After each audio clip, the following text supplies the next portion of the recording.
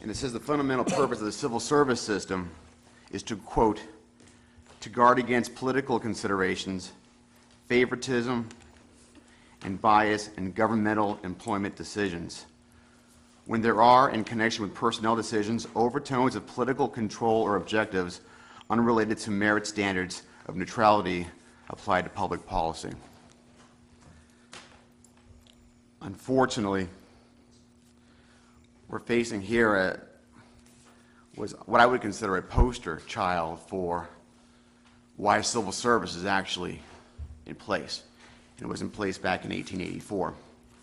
Because what has happened in the past year, counselors, and I don't know if I need to remind you of this, but I will, and this is not to cast any aspersions against any of the people who were ultimately were chosen, but for the personnel director, for example, needed a bachelor's degree, didn't have it.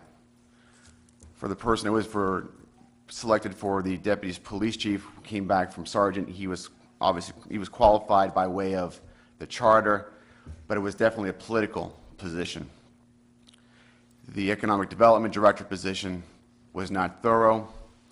I spoke out at that evening. There was an individual who was a former economic development director, former individual who has served in a variety of different capacities in various cities in the economic development rubric. And that person, even though they timely submitted an application form, wasn't even listed, wasn't even considered by the review committee because that name wasn't even there. We don't need a political person in the fire chief's position. We don't. We need someone with some aptitude and some experience and some know-how and somebody who's been out in the field. We need that. Because we need to bring the best people we can to our city. And hopefully the best people that we can already live in our city, and we'll hire those folks who they'll do well in the exam. But I suggest that we keep it in civil service, open it up, and apparently that's already taken place today, so I don't see the need for us to go outside of civil